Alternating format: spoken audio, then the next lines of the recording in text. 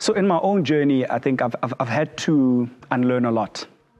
And a large part of it was, getting to university and wanting to assimilate to whiteness and to be this palatable black that had white friends and dated white women and was just the epitome of black envy.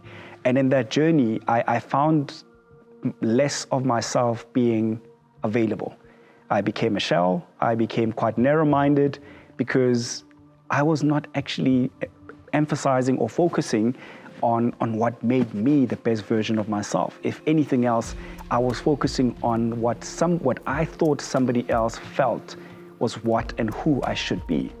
And so when I then became mindful of my own inferiority complex, of how I would easily, in a project or in a meeting or a presentation, I would always yield to my white counterparts because I assumed, look, they speak better English, they look white, so people will listen to them more than they would me. I then realized that I too had been damaged psychologically.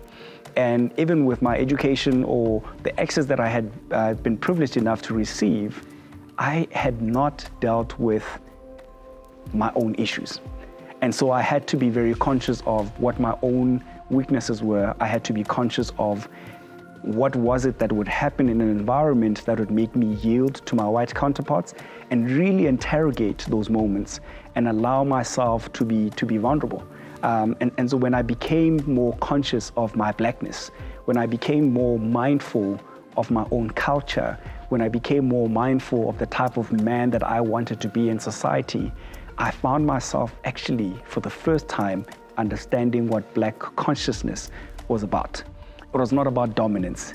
It was not about being superior or claiming anyone to being below you. It was actually understanding what is it about myself that enriches me.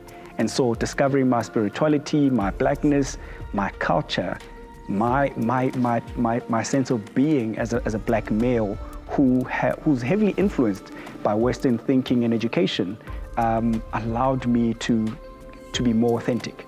And I think that's what black consciousness really is, and that's what it did for me at a level of my mind. It was bringing me to the grips of realizing that even with the highest education that one could ever achieve, there's always a disposition if one continues to think that somebody else is better than them. But when you have actually claimed yourself fully and love yourself with all your imperfections, you begin to realize the beauty of what it means to be made in the image of God.